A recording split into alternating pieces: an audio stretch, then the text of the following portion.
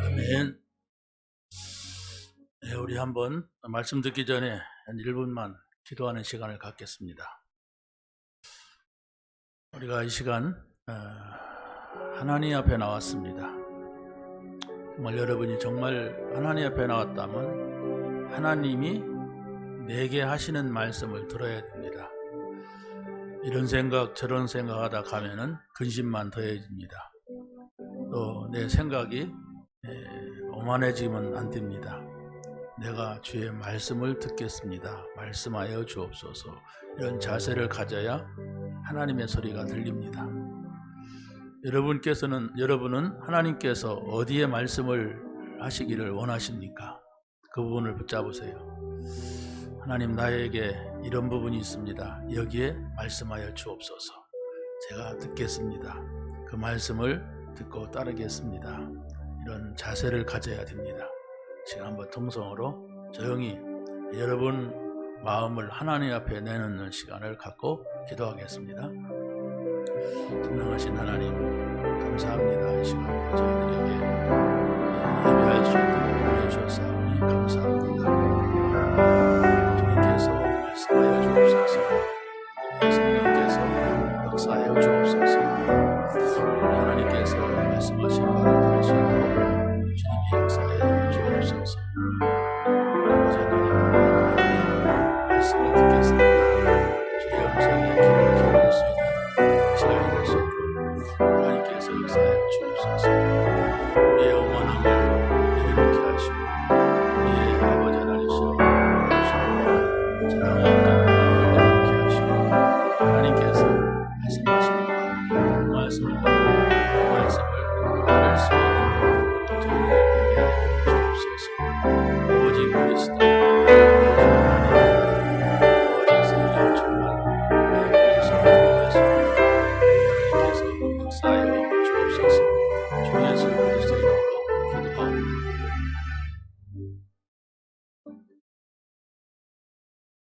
네, 오늘 말씀 속에서 성령의 인도받는 사람들, 이런 제목을 가지고 함께 은혜를 나누고자 합니다. 우리나라 축구 선수로서 저 영국에 가서 아주 이름을 날리고 있는 손흥민 선수가 있습니다. 이 사람은 처음에 독일에 가서 선수 생활을 하다가 영국 토트넘이라고 하는 구단에 왔습니다. 근데 영국으로 왔는데 감독이 운동장에 내보내질 않는 거예요. 그래서 혼자 스스로 생각하기를 나는 안 되는 사람이구나. 나는 독일로 돌아가야 되겠구나 생각을 하고 감독을 찾아갔다고 합니다.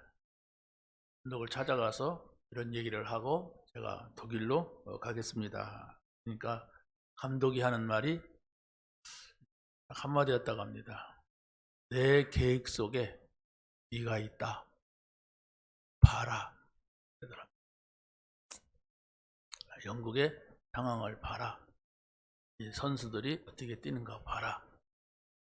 그래서 다시 마음을 사로잡고 거기에서 있었다고 합니다. 지금은 굉장한 선수죠. 세계적인 선수가 됐습니다. 한 번은 예수님께서 제자들과 함께 이렇게 있는데 소경이 지나가는 거예요. 그러니까 제자들이 물었습니다. 저 사람이 소경이 된 게 누구 죄입니까? 부모의 죄입니까? 본인의 죄입니까? 이렇게 보였어요.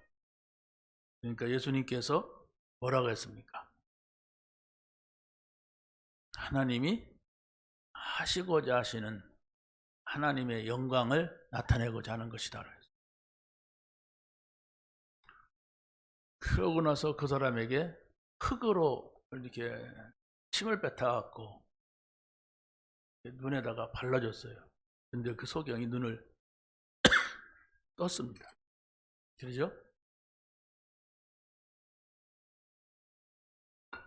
하나님이 하고자 하시는 일이 뭡니까? 예수님이 그리스도이심을 드러내는 거예요. 여러분들이 가지고 있는 문제가 뭡니까? 하나님께서 여러분의 문제를 해결해 준다면 뭘 해결받기를 원합니까? 근데 여러분이 그 문제를 놓고 이 문제가 정말 하나님의 영광을 나타내기를 원한다, 이런 마음 가져봤어요? 이 문제가 예수가 그리스도라는 사실을 나는 알고 싶다, 이렇게 생각해 봤습니까? 거의 사람들은 나요, 내가 괴롭다는 거예요.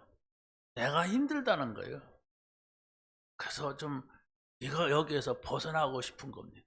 하나님의 계획하고는 전혀 생각이 없단 말이에요.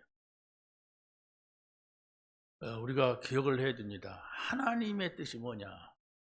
그걸 생각하지 않냐면 여러분은 하나님을 잘 믿는 것 같은데 여러분의 자녀는 안 믿어요. 왜냐? 봤거든. 우리 어머니 아버지를 봤거든. 안 믿더란 말이에요. 결국은 안 믿는단 말이에요. 잘 믿는 것 같은데 말하는 거 보면 안 믿어. 자, 그래서 오늘 여러분이 성령의 인도받는다고 하는 게 뭐냐? 여기 답이 있으면 됩니다. 성령의 인도받는 사람은 복음이 이해가 돼야 돼. 복음이 뭡니까? 예수님이 십자가에 죽으시고 부활한 것이 복음이에요. 왜 예수님이 십자가에 죽으시고 부활해야 되냐 하는 것에 대해서 답을 가져야 돼. 그건 그거고 나는 나다, 그런단 말이에요. 그건 그거고 나는 지금 문제가 해결이 안 됐다, 이것만 보거든. 계속 해결이 안 돼요. 여러분들은 구원받는 그 즉시 여러분의 모든 것이 하나님의 계획 속에 들어왔어요. 그래서 하나님께서 하고자 하시는 일 속에 있는데 나는 그 생각을 못하고 내가 원하는 대로 하나님이 따라주기를 원한단 말이에요. 내가 원하는 대로 하나님이 해주기를 원해요. 어찌 하나님이 그런 분입니까? 어찌 하나님이 내 손아귀에서 놀아납니까? 생각을 해보세요. 하나님이 나한테 조종을 당할 뿐입니까? 지금부터는 나는 내 삶은 하나님의 계획 속에 있던 것이다. 그러면 하나님이 하고자 하시는 일이 뭐냐 이거예요. 그걸 못 찾으면은 교회 와서 예배드리고 가는 건 가는 거고 내 삶은 저 불신자들의 삶과 다름없이 계속 사단한테 공격당하고 불신자한테 욕먹고 막 실현당하고 문제당하고 그럴 수밖에 없어요. 빨리 생각을 전환시켜야 돼요. 하나님의 계획 속으로 들어가는 거다. 나는 하나님의 인도를 받는 거다. 이렇게 해야 됩니다. 그냥 그거 해결되는 게 문제가 아니라니까요. 하나님의 계획이 이루어지는 거예요. 하나님의 계획은 여러분들이 하나님 나라 안에 들어와 살다가 하나님 나라 가는 거예요. 동의할 마음 없습니까? 난 거기에 관심 두고 온 것이 아닌데요. 그렇습니까? 여러분이 복음을 들었다면은 모든 것이 끝난 거예요.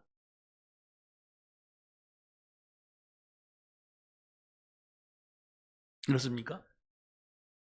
여러분이 그리스도를 만났다면 여러분의 인생의 모든 문제는 없어진 거예요. 거기에 동의하지 않으면 구원받을 수가 없습니다. 글쎄요, 난 아직 문제가 많이 있는데요. 있는데 없는 겁니다. 그 말을 이해해야 돼요. 있는데 없는 거예요. 여러분의 문제가 있어요. 근데 그게 문제가 아니고 이제부터는 하나님이 계획하신 그 속에서 그 문제가 여러분에게 기회가 되기도 하고 축복이 되기도 해요. 그게 바로 성경에서 있는 모든 사람들의 삶의 증거입니다. 우리가 7명만 뽑아놓고 얘기해서 그렇지 성경 7명만 있는 게 아니잖아요. 히브리서 11장에 보면 엄청난 사람들이 있고 초대교회 어마어마한 사람들이 있는데 바로 그 사람들이 했어요. 문제가 많이 있는데 그 문제가 아니었단 말이에요. 왜? 지금 내가 하나님의 계획 속에 들어가서 하나님의 인도를 받고 근데 여러분들이 복음을 그렇게 받았는데도 왜 이렇게 문제가 많은지 머리가 너무 복잡하단 말이에요.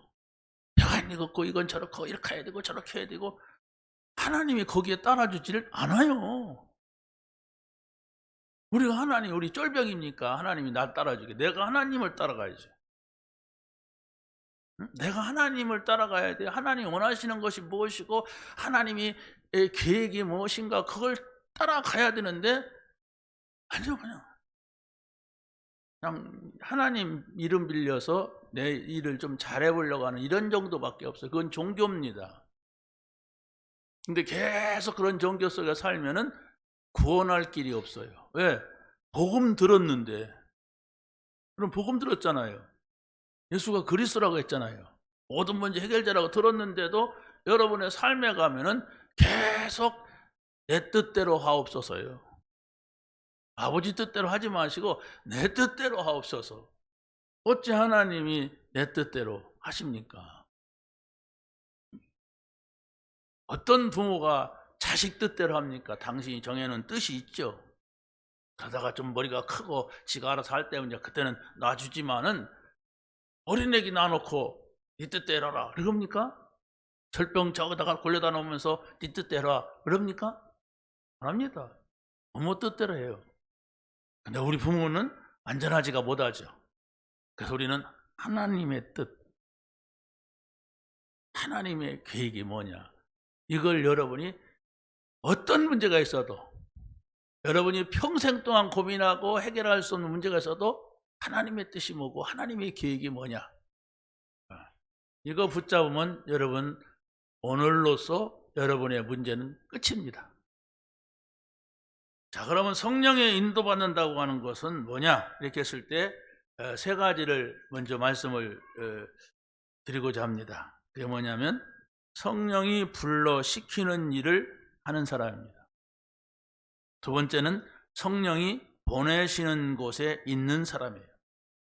세 번째는 성령이 말하게 하심을 따라 하는 사람입니다. 이걸 다른 말로 말하면 그 일, 그 곳, 그렇죠? 그 말, 이 말입니다. 그가 누굽니까? 하나님. 하나님의 일.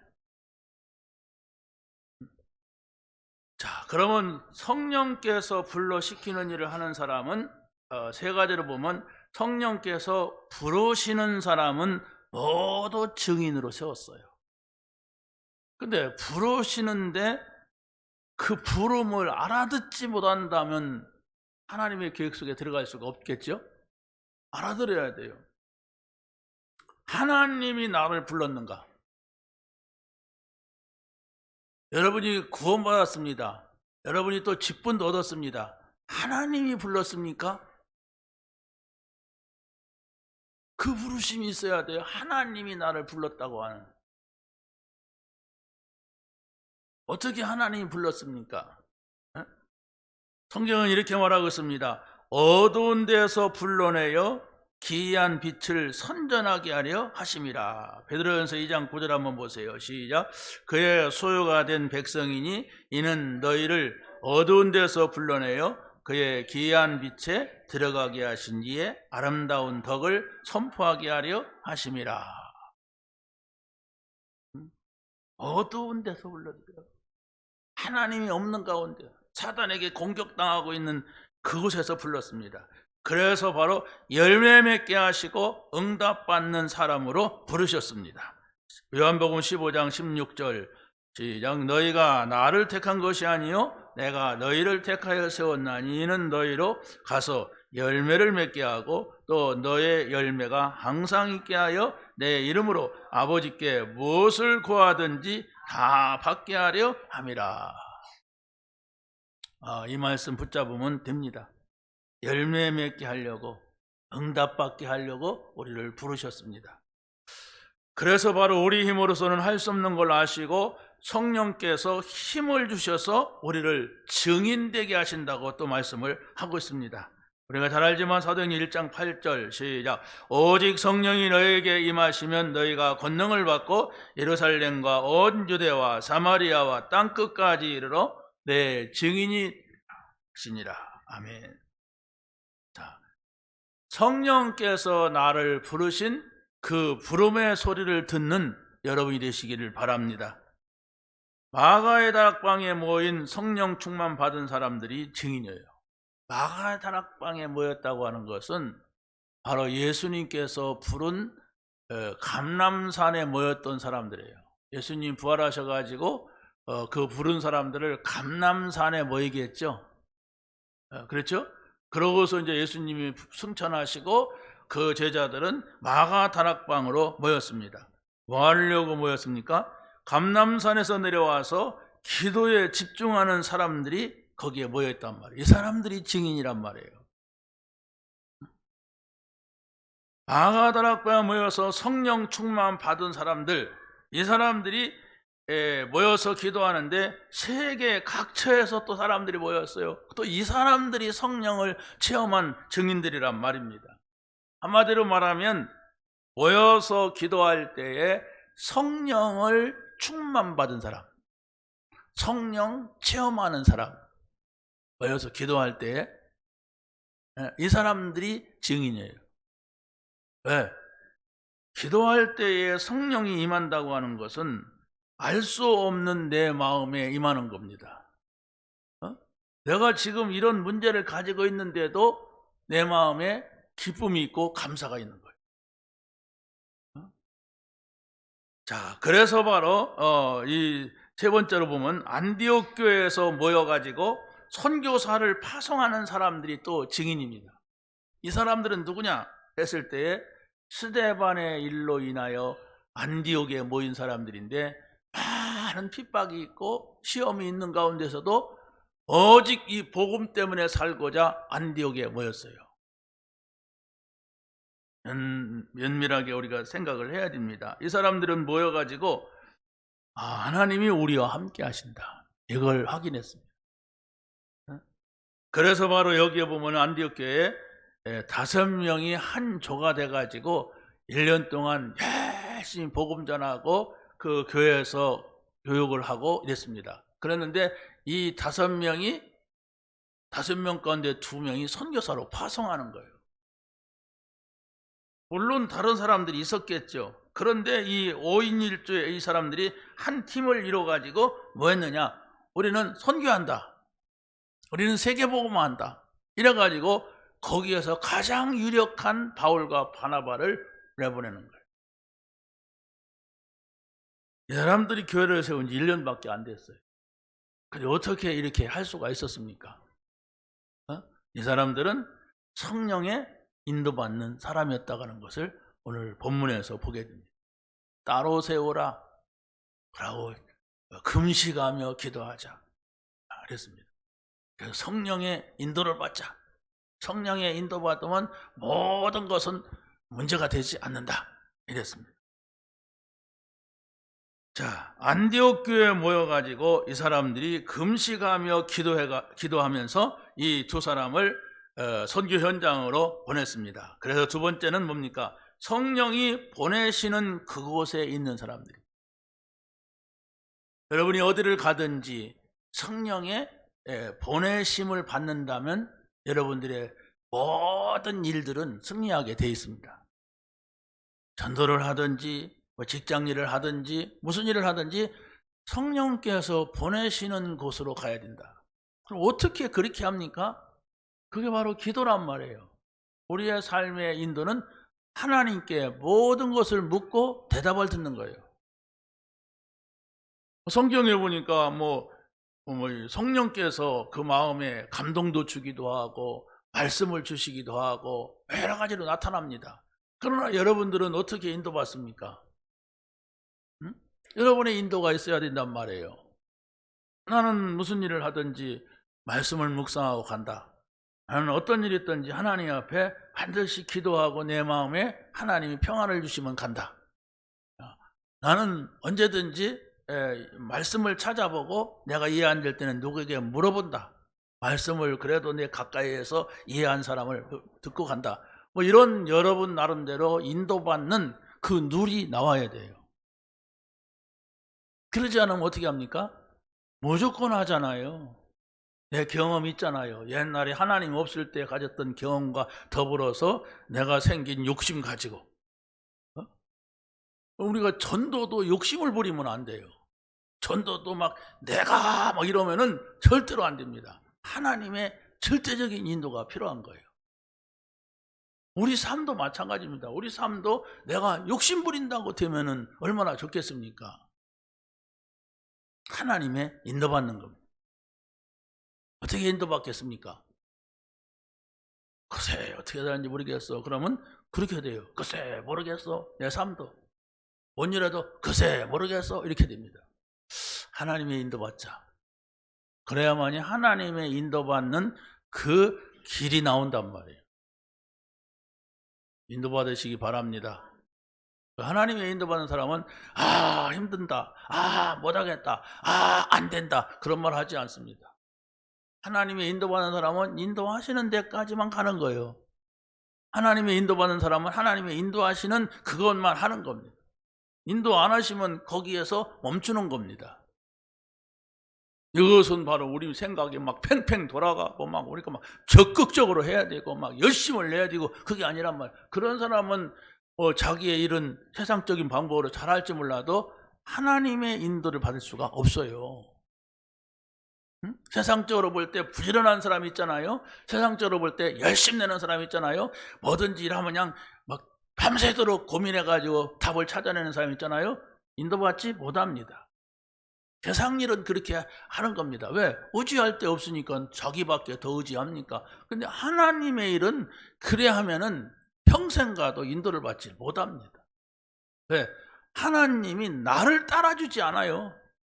절대로 하나님이 나를 따라서 하지 않는다니까요. 그렇다면 어떻게 합니까? 내가 하나님을 따라가야 돼. 그럼 내가 하나님을 따라간다면 어떻게 해야 됩니까? 나를 내려놔야 돼요. 내 생각을 내려놔야 됩니다. 이렇게 하면 좋겠다, 저렇게 하면 좋겠다, 이렇게 하는 것이 좋다. 그러면 인도받지 못합니다. 뭐 그렇게 해가지고 뭐 잠깐 될 수도 있습니다. 그러나 하나님 앞에서는 그게 아니란 말이에요. 왜입니까? 내 마음에 평안이 없는 걸?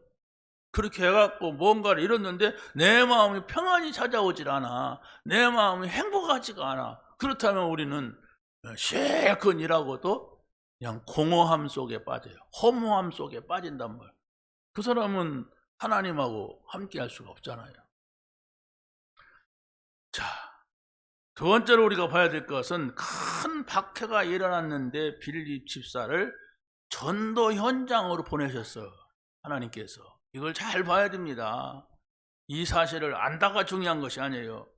사마리아 현장은 복음 든 사람이 아니면 절대로 갈 수 없는 현장이었어요. 유대인들은 아예 못 갑니다. 왜? 자기네들만의 하나님을 믿는 사람들은 여기는 못 가는 지역이에요. 그런데 바로 빌립이 이곳에 가보니까 굉장한 거예요. 한번 읽어보세요. 8장 5절 7절 시작. 빌립이 사마리아 성에 내려가 그리스도를 백성에게 전파하니 많은 사람에게 붙었던 더러운 귀신들이 크게 소리를 지르며 나가고 또 많은 중풍병자와 못 걷는 사람들이 나으니 이랬어요. 자, 보세요. 오직 복음만 필요한 사람이에요. 아니, 복음만 필요한 현장이었습니다. 오직 복음 가진 사람만이 갈 수 있는 그런 곳이었습니다. 자, 하나님께서 하시는 일이 이것이란 말이에요. 그리고 또 주의 사자가 나타나서 빌립에게 내시를 만나라고 합니다. 저 광야로 가서 내시를 만나. 역시 복음 아니면 만날 수 없는 관계입니다. 8장 13절 시작. 주의 사자가 빌립에게 말하여 이르되 일어나서 남쪽으로 향하여 예루살렘에서 가사로 내려가는 길까지 가라 하니 그 길은 광야라. 이 에티오피아 내시는 장관급에 되는 사람이 유대교를 믿는 사람이에요. 그래서 바로 온 겁니다. 그런데 바로 하나님께서는 그 사람이 종교인인데 이 복음을 몰라. 그래서 바로 그 사람에게 연결을 시켜주는 거예요. 자, 그러면 하나님께서 우리에게 천사를 보낼 수도 있고 성령으로 말씀하실 수가 있다고 하는 겁니다. 언제든지 하나님께서는 성령이 말씀하는 거 아니면 하나님의 천사를 보내요. 근데 성령도 천사도 눈에 보이지가 않습니다. 그러면 천사가 또 성령이 눈에 보이지 않는데 우리에게 말씀하는 것을 들으려면 어떻게 해야 되느냐? 두 가지입니다. 여러분이 기도하는 거예요. 어떻게 기도합니까? 말씀 붙잡고 기도하는 겁니다. 그럼 하나님께서 말씀으로 우리를 가르치신다는 사실, 이게 가장 정확한 거예요. 내가 이런 일이 있는데 갑자기 이런 말씀이 생각나더라. 내가 이런 문제 때문에 한참 고민하고 있는데 하나님께서는 나를 기도할 마음을 주시더라. 또 기도하는데 하나님께서 이 말씀을 펼쳤는데 이 마음이 나에게 마음에 와닿다. 이렇게 가르치는 거예요. 이게 가장 정확한 거죠. 뜬금없는 사람이 와갖고 뭐 이렇게 해라 저렇게 해라, 그걸 뭐 그럴 수도 있지만은 우리가 그런 기도를 해서는 안 됩니다. 말씀이 곧 하나님입니다. 우리가 기도한다면 하나님 앞에 기도하는 거예요. 믿으시길 바랍니다. 꼭 찔러야 아멘하지 마시고 여러분이 하나님의 말씀을 들어야 돼요. 지금 제 얘기를 들으면 안 돼요. 제 얘기를 들으면 여러분은 계속해서 여러분의 생각 속에 맴돌게 됩니다. 이거 맞다 안 맞다 이렇게 됩니다. 여러분이 하나님의 사람이라면 하나님의 소리를 들어야 돼요. 하나님께서 오늘 나에게 이 말씀을 주셨다. 근데 그 소리가 여러분에게 전혀 안 들린다고 하는 것은 지금 어디에 문제가 있느냐? 내 생각에 문제가 있어요. 내 생각대로 내 방법대로 이래야 되는데 왜 저렇게 하는가, 이겁니다. 분명히 저는 이 성경을 여러분에게 읽게 하고 있어요. 자, 그래서 바로 이 빌립이라고 하는 집사가 내시를 만나서 에디오피아라고 하는, 지금 이디오피아죠? 이디오피아의 큰 전도의 문을 열게 된 것입니다. 자, 그런데 베드로라고 하는 사람은 고넬료를 붙이시면서 복음을 전하게 하셨습니다. 정시기도 하는 고넬료에게 한상종에 베드로를 청하라 그랬어요. 정시기도를 한다고 하는 것은 바로 유대적인 방법을 가지고 있는 사람입니다. 이 사람이 로마 사람인데 유대교의 그 종교를 믿고 있었어요. 그런데 또 성령께서 베드로에게 고넬료에게 가라, 고넬료에서 사람을 보낼 것이다 이랬어요. 그래서 바로 그것을 만나가지고 고넬료를 찾아가는 겁니다. 자, 우리가 꼭 기억을 해야 됩니다. 복음을 전한다고 하는 것은 내가 전한 것 같지만은 하나님이 만나게 해주는 사람을 만나면 이게 가장 정확하다는 거. 그래서 우리가 전도한다고 하는 것은 가장 중요한 것이지만은 기도 속에서 하나님의 인도를 받아야 됩니다. 하나님의 인도를 받지 못하면은 전도할 수가 없다고 하는 거예요. 믿으시기 바랍니다. 그러니까 여러분이 전도하려고 하면은 고민이 될 겁니다. 그게 바로 내가 하려고 하는 거예요. 내가 오늘 전도하려는데 어떻게 기도를 할까?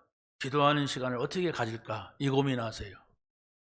기도가 안 나온다. 기도를 나는 할 수가 없다. 그렇다면 안 하는 것이 낫습니다. 왜?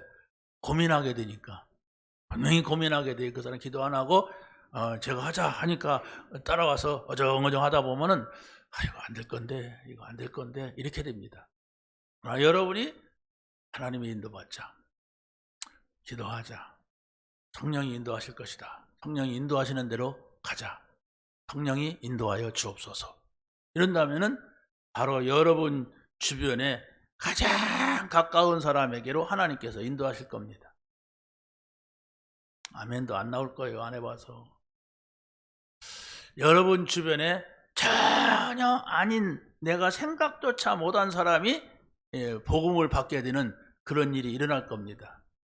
그런 일을 한 번만 봐도 사람이 달라져요. 근데 그런 부분을 한 번도 못 봤으면 거의 내가 친한 사람 찾아가서 내가 그 사람을 유혹합니다. 됩니까? 유혹받아도 나는 복음 전할 수가 없어요. 왜? 나라고 하는 사람이 이미 딱 세팅이 됐기 때문에. 내 생각을 버리세요. 그게 성령의 인도입니다. 그럴 마음이 별로 없는 것 같은데, 아무튼 여러분의 생각 가지고 있다면은 여러분 주변에 다 복음받아야 돼. 여러분의 자녀도 복음받아야 되고 여러분의 친척도 복음받아야 되고. 왜? 다 무너져 있다니까요. 그 무너짐이 바로 뭡니까? 저 창세기 3장의 죄입니다. 그 죄는 아무도 해결 못해요. 이 복음이 아니고서는. 에? 그리고 또 창세기 3장의 죄가 아니라 그 사람이 또 죄 속에서 죄를 계속 짓고 있어요. 그거 누가 해결합니까? 아무도 해결 못합니다. 그 죄의 싹은 사망, 죽는 길밖에 없다는 거예요. 그 죄는 어디 가서도 방법이 없어요. 용서받지 못해요. 그런데 자꾸 내 생각하고 있으니까 그걸 내 생각을 어떻게 해결합니까? 그리스도입니다. 여러분이 그리스도라고 하는 답을 내려야 돼요. 예수님이 십자가에서 다 해결했다고 하는 믿음을 가져야만이 거기에서 빠져나오는데, 여러분 주변 사람들, 여러분이 전다고자 하는 사람들, 가장 가까운 사람들 보세요. 다 창세기 3장에 꼼짝 못하고, 그래서 대대로 무너지고 있어요. 다 무너지고 있어요. 그런데 내가 복음을 갖지 않으면 모른다니까. 그게 다 무너졌어요. 말하기가 부끄럽게. 내가 말하면 여러분이 상처받을 것 같아서 내가 말을 못하는데, 가정이 다 무너졌어. 친척 친구들이 다 무너졌는데도 내가 복음의 눈으로 보지 못하면 그것이 안 보입니다. 그냥 나만 살면 되는 거예요. 죄, 원죄, 아담과 하와가 지은 죄, 아무도 해결할 수 없다는 거. 그 죄의 결과는 재앙입니다. 저주입니다. 그럼 또 그 문제만 있냐? 아니에요. 우리 조상들이 지은 죄, 우상 숭배한 죄, 이게 있어요. 그래서 바로 계속 그 후손이 망하게 되어 있습니다. 성경이 말하는 겁니다. 또 나도 죄 가운데 있어요. 내가 지금 교회 앉았으면 괜찮은 것 같아도 밖에 나가면 또 죄 짓습니다. 그거 어떻게 해결할 길이 없다는 거예요. 죽어야 된다 그러면 죄의 싹은 사망이다 그래요. 그럼 죽는다고 해결됩니까? 지옥 가는데? 그래서 내가 안 죽어도 되는, 예수님이 대신 죽은 거예요. 내가 안 죽어도 되는, 바로 예수님이 우리를 대신해서 대속물이 되신 거예요. 그걸 믿어야 돼요. 아이고, 그런 소리 내가 1000번 들었다. 그 사람은 불신자입니다. 연하지만 불신자예요. 왜? 1000번이 중요한 거 아니라 한 번 듣고 답을 내야 돼요. 1000번 듣고도 답을 내지 않으면 불신자라니까. 내 마음에 불신앙이 가득하단 말이에요. 에? 그것만이 들었다가 중요한 것이 아니라 답이냐 너에게, 이거예요. 답이 돼야 된단 말이에요. 자, 성경은 뭐라고 합니까? 전도는 마귀에게 눌린 자를 구원하는 것이다 그랬어요. 사도행전 10장 38절 한번 읽겠습니다. 시작. 하나님이 나사렛 예수에게 성령과 능력을 기름 붓듯 하였으며 그가 들어다니며 선한 일을 행하시고 마귀에게 눌린 모든 사람을 고치셨으니. 할렐루야. 예수님이 그런 분입니다. 마귀에게 눌린 게 바로 뭡니까? 여러분이 지금 고민하고 있는 그것이 바로 마귀에게 눌린 거예요. 이걸 어떻게 하면 좋을까 하고 있는 그 사람의 문제가 마귀에게 눌린 거예요. 거기서 빠져나오지 아니하면 안 되는 겁니다. 그런데 빠져나올 길이 없어요. 뭐라고 합니까? 예수 그리스도. 그리스도만이 마귀에게 눌린 사람들을 고치셨다고 했어요. 네? 자, 세 번째는 바울이 성령의 인도를 받을 때에 누디아를 붙이게 됩니다. 이 바울은 예수님을 핍박하던 사람이 예수님을 만났어요. 그러다가 예수님을 증거하는 사람이 된 겁니다. 자, 그런데 바로 이 사람이 내가 저 소아시아로 가야 돼. 소아시아는 어디냐면 저 터키 근방입니다. 터키 지역이 소아시아예요. 그리고 거기에 나중에 가서 또 막 아시아 7교회를 세우기도 했죠. 그런데 처음에는 그 길로 가려고 하는데 하나님께서 막았어요. 막으니까 왜 이 길이 막히지? 그걸 기도한 겁니다. 기도하니까 마게도냐 지역으로 문이 열렸어요. 마게도냐 지역은 성경에 보면 빌립보, 데살로니가, 고린도 이 지역을 말합니다. 그래서 마게도냐 지역으로 문을 열어서 그 마게도냐 지역으로 갔더니 첫 성이 빌립보 성인데, 거기에 가서 이 사람은 하나님의 인도를 받고자 먼저 기도할 곳을 찾았어요. 이게 성령의 인도받는 거라니까요. 기도할 곳을 찾다가 강가에서 여자들 몇 명을 만났는데 그들에게 복음을 전한 거예요. 그랬더니 거기에 누디아라고 하는 여자가 복음을 받고 감동을 받은 거예요. 그러면서 나를 주 믿는 자로 알거든 우리 집에 와서 유해라. 이 사람들이 지금 떠돌아다니는 사람들인 거 알고 복음 전하기 하는데 어디 갈 곳 없는 사람인 줄 알고 우리 집에 와서 유해라 이랬어요. 그래서 그 집을 거점으로 해서 빌립보 지역에서 복음을 전하는데, 거기에 나가보니까 누가 있습니까? 귀신 들린 여종이 있어요. 그 사람을 고쳤어요. 그래, 그 사람을 고쳤다고 귀신 들린 여종의 주인들이 이 사람 바울과 실라를 감옥에 가둬버렸어요. 감옥에 갇혀가지고 꼼짝 못하게 됐습니다. 그런데 이 사람들은 또 감옥에 가서 기도하다가 간수를 전도하게 됐어요. 그 간수를 전도하니까 간수가 이 사람들을 갖다가 자기네 집으로 초대해서 그 집을 구원받게 하는 거예요. 감동을 먹은 겁니다. 어떻게 감옥에 갇혔는데 나올 길이 없어요. 근데 기도하니까 하나님께서 옥토를 움직이게 해갖고 옥문이 열리게 한 거예요. 그래서 옥에서 나왔죠. 나왔으면은 감옥에 있는 죄수를 놓치게 되면 거기에 전부 그 간수라든가 그 사람들이 죄를 뒤집어 쓰게 돼요. 그래서 이 사람들이 자결하려고 하니까 죽지 말아라, 우리가 안 도망갔다, 여기 있다 그랬어요. 그러니까 더 놀란 거예요. 왜? 어떤 죄수든지 옥문이 열렸거나 그러면 다 도망가 버리거든. 도망가면 자기네들은 그 모든 죄수를 다 뒤집어 써야 되는데, 이 사람들 보니까 예수를 말하는 사람들이네. 그러니까 바로 그랬습니다. 어떻게 하면 우리도 구원받을 수가 있느냐 그랬어요. 그랬을 때 바울과 실라가 주 예수를 믿으라, 그러면 너와 네 집이 구원을 얻으리라. 한번 해보세요. 주 예수를 믿으라, 너와 네 집이 구원을 얻으리라. 너가 누굽니까? 복음을 듣는 나. 내 집이 뭡니까? 내 집에 복음 받지 못한 사람이 있어요. 내가 복음을 받았단 말이에요. 구원을 얻으리라. 믿으시기 바랍니다. 믿어야 돼요. 예수 믿으면 어떤 문제 속에서도 구원받는다. 예수 믿으면 어떤 문제도 문제가 되지 않는다. 이 답을 찾아야 됩니다. 그럼 어떤 것이 믿음이니까 그거 찾아야 돼요. 어떻게 하면 나도 믿을 수가 있습니까? 찾아야 돼요. 안 믿어지면. 그래야만이 그 사람한테 누군가 설명을 해주지, 그러니 하고 지나치면 또 불신앙으로 가버려요. 주 예수를 믿으랍니다. 그래야만이 너와 내 집이, 너와 너의 가족이 구원을 받으리라 이랬습니다. 자, 시간이 없습니다. 자, 그래서 바로 이 빌립보에서는 누디아 그 가정 감옥이 다 구원을 받게 되고, 마지막 세 번째입니다. 세 번째는 성령의 말하게 하심을 따라 사는 사람들입니다. 그게 뭐냐면 다윗이라고 하는 사람을 놓고 설명을 하는데, 하나님이 보시기에 다윗은 하나님과 마음이 합하여진 사람이라고 했어요.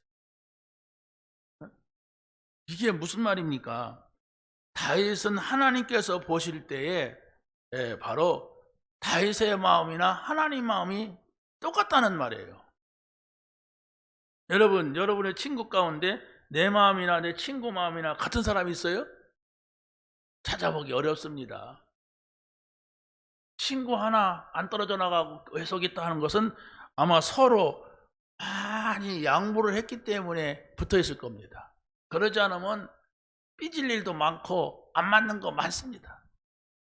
제가 볼 때는 어떠라고요? 친구 손해봐야 돼. 내가 막대한 손해를 보겠다 생각하면 친구가 오랫동안 남아있어요. 그런데 손해보지 않겠다 그러면 친구, 친한 친구, 좋은 친구 없습니다. 왜? 다 창세기 3장 아래 있기 때문에 그렇습니다. 자, 그런데 하나님의 마음과 다윗의 마음이 합하여졌다. 그래서 하나님께서는 이 사람을 양을 치는 목동의 자리에 있는데 이 사람을 불러내는 거예요. 양을 치는 목동의 자리에 있었는데 하나님과 마음이 합해진 거예요. 그래서 바로 이 사람을 양을 치듯이, 양이잖아요. 양 몰고 다니잖아요. 그 양을 치듯이 이스라엘 백성을 맡기게 되었다. 이렇게 말씀을 하고 있습니다. 그래서 바로 어떻게 보면 하찮은 사람인 것 같지만은 하나님은 다윗의 입을 의탁해서 하나님의 말씀을 전하게 된 겁니다. 가룟 유다가 그렇게 될 것을 다윗이 말했어요. 다윗하고 가룟 유다하고는 얼마나 간격이 있는 사람입니까? 세월이. 그런데 하나님께서는 앞으로 오실 메시아에 대해서 다윗이 말했다고 하는 겁니다. 두 번째는 하나님의 말씀과 은혜 가운데 있는 사람입니다. 우리가 하나님의 말씀이 있고 은혜가 있다고 하는 것은 바로 뭐냐? 이 중요한 것은 성령은 우리를 위하여서 탄식하며 간구하신다는 사실을 여러분이 알아야 됩니다. 우리가 예수님을 믿는 것 같지요? 아닙니다. 요한복음 로마서 8장 26절 한번 읽어보세요. 시작. 성령도 우리의 연약함을 도우시나니 우리는 마땅히 기도할 바를 알지 못하나 오직 성령이 말할 수 없는 탄식으로 우리를 위하여 친히 간구하시느니라. 아멘. 자, 우리가 연약하여 하나님 앞에 온전히 주님을 따를 수가 없는 우리들입니다. 그런데 우리가 뭘 기도하고 뭘 어떻게 해야 될지 모르는데 성령은 우리를 위하여서 기도하고 있다고 하는 것, 이거 한 가지 여러분이 딱 기억해 보세요. 여러분이 하나님을 믿는 사람들이라면 여러분의 자녀를 놓고 늘 기도 가운데 있어야 정상입니다. 그래도 여러분의 자녀가 이 길을 바로 가기가 쉽지가 않아요. 복음으로 살기를 원하고 말씀 따라 살기를 원해도 늘 세상에 가면은 그냥 세상 사람과 같이 자기 목적을 정해놓고 살아야 돼요. 그러니까 한 번이라도 하나님이 내 삶에 살아계시구나, 내 삶을 간섭하고 계시구나, 내 삶을 인도하고 있구나, 이걸 보기가 진짜 어렵단 말이에요. 누구 말짝으로 하늘에 날벼락을 맞을 정도로 맑은 날 하늘에서 벼락 떨어지는 것만큼은 어렵단 말이에요. 예수가 그리스도라는 사실을 안다고 하는 게. 왜 그렇습니까? 그만큼 우리는 세상의 것에 찌들어 있어. 그만큼 내가 막 스스로 살아가야 된다고 하는 이런 속에 살기 때문에 하나님이 나와 함께 하시고 하나님께서 나를 간섭하시고 내 길을 인도하신다고 하는 이런 사실을 발견하기가 어렵고 또 어렵단 말이에요. 그래서 우리가 기억할 것은 성령이 나를 위해서 기도하신다. 또 여러분의 자녀들은 우리 부모님이 나를 위해서 기도하고 있다. 이것이 반드시 전달돼야 됩니다. 무슨 얘기냐?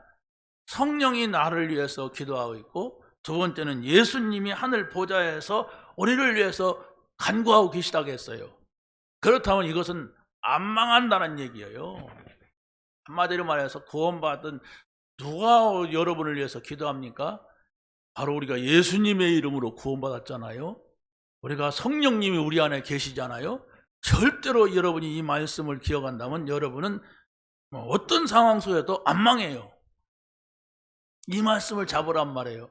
그렇다면 여러분들은 여러분의 이 복음을 듣지 못하는 여러분의 자녀를 위하여서 기도할 수 있어야 돼요. 여러분이 자녀를 위하여서 뭘 기도합니까? 모르겠어. 뭘 놓고 기도해야 될지. 밥 잘 먹고 건강하고 돈 잘 벌고 막 이런 식이야. 그냥 그저 잘 되게 없어. 뭘 잘 되게, 그냥 하는 것마다 노름하더라도 잘 되게 해주옵소서, 이런 겁니까? 불신자 같은 거죠 그게. 여러분이 여러분의 자녀를 놓고 우리 욕심이 아니라 정말 하나님 앞에 기도해야 됩니다. 아무리 성공하고 아무리 잘 사는 것 같아도 하나님의 뜻을 따르지 않으면 다 헛것입니다. 동의하기 싫지요? 여러분의 자녀가 하나님의 말씀을 증거하고 예수가 그리스도라는 사실을 증거하는 증인의 삶을 사는 것이 하나님의 뜻입니다. 이것은 우리가 정하는 게 아니에요. 하나님이 정해놓은 거라니까. 구원받았느냐? 복음 전해라. 그거예요. 아브라함에게 너 언약자 받았냐? 모든 민족에게 이 복음 전해라. 예수님이 부활해서 모든 민족에 가라. 모든 족속에 가라. 땅 끝까지 가라. 그게 하나님의 뜻이니라 이랬어요. 그렇다면 여러분의 자녀가 지금 어떻게 살아가고 있느냐? 보세요. 거의 세상 좋은 일 하라고 살아갑니다. 어떤 때는 마귀 좋은 일 하면서 살아가요. 누가? 내가 그러고 있다니까. 내가 마귀 좋은 일 하는 거. 기도해도 거의 육신적이란 말이에요. 바꿔야 됩니다. 여러분이 진짜 이 복음을 깨닫다면 바꾸세요. 기도를 바꾸란 말이에요. 여러분의 자녀가, 여러분의 가정이, 여러분이 무엇을 위해서 살아야만 되는 것인가? 자, 마지막으로 하나님의 은혜는 영생 주시기로 작정된 자에게 임하는 겁니다. 하나님의 은혜, 하나님 은혜가 뭡니까? 하나님의 은혜라는 것은 뭐냐면 하나님께는 한없이 좋은 것, 귀한 것이 가득가득해요. 좋은 것을 주시기로 작정하신 하나님이란 말이에요. 그래서 바로 나의 생각을 가지고 성령이 역사하는 것을 제한하면 우리가 구원받을 자를 못 보게 됩니다. 우리가 복음을 전하는데 아이고 저 사람은 참 이러면 안 된단 말이에요. 어떤 사람은 막 교만한 사람도 있고 핍박하는 사람도 있고 그렇단 말이에요. 그런데 성경은 뭐라고 합니까? 사도행전 10장 44절 한번 읽겠습니다. 시작. 베드로가 이 말을 할 때에 성령이 말씀을 듣는 모든 사람에게 내려오시니 베드로와 함께 온 할례 받은 신자들이 이방인들에게도 성령 부어주심을 말미암아 놀라니라.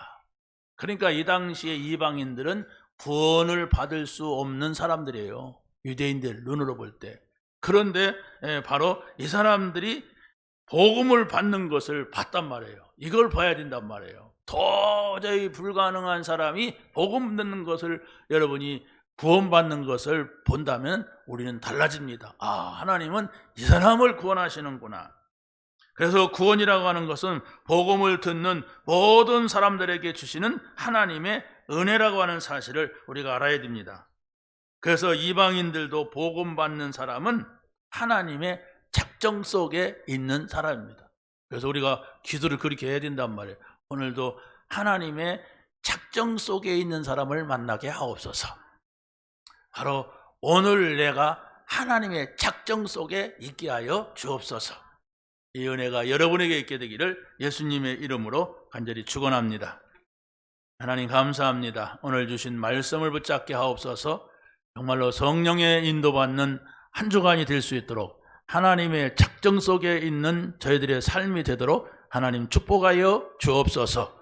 예수 그리스도의 이름으로 기도하옵나이다. 아멘. 우리 찬송가 195장 부르면서 준비한